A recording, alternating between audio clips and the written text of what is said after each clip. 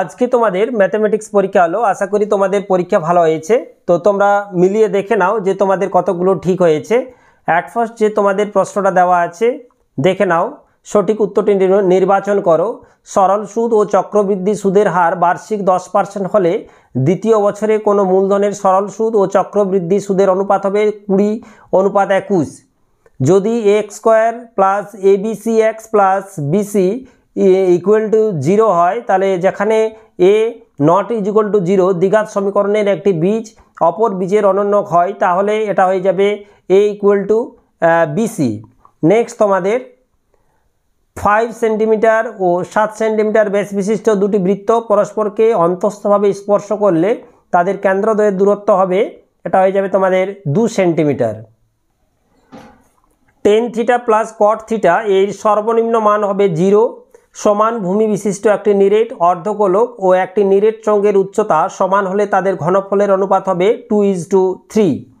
প্রথম 10টি স্বাভাবিক সংখ্যার গড় এ এবং মধ্যমা এম হলে সম্পর্কটি হবে এ ইকুয়াল টু এম।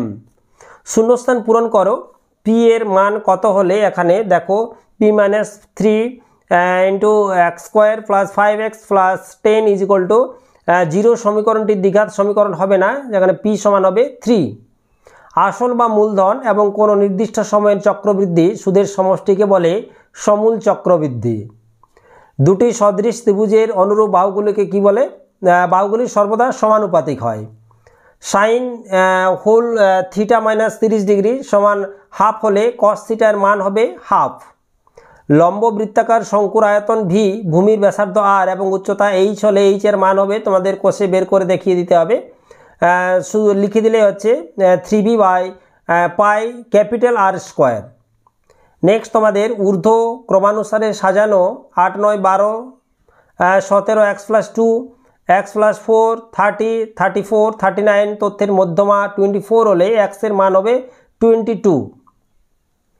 নেক্সট এরপর সত্য মিথ্যা অংশীদারি কারবারের 3 জন সদস্যের মূলধনের অনুপাত a:b:c এবং নিয়োজিত সময়ের অনুপাত x:y:z হলে তাদের লাভের অনুপাত হবে ax:by:cz। এটা তোমাদের সত্য হবে।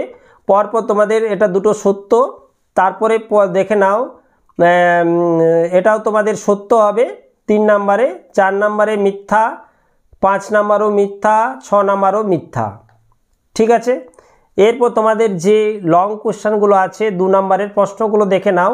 আমি নেক্সট ভিডিওতে তোমাদের উত্তরগুলো পুরো সমাধান তোমাদের আমি আপলোড করে দিচ্ছি, কারণ একটু সময় লাগবে। তোমরা প্রশ্নগুলো দেখে নাও।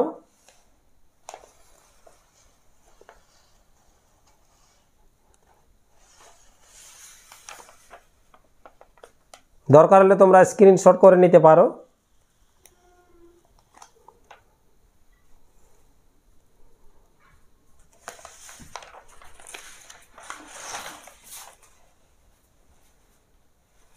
কত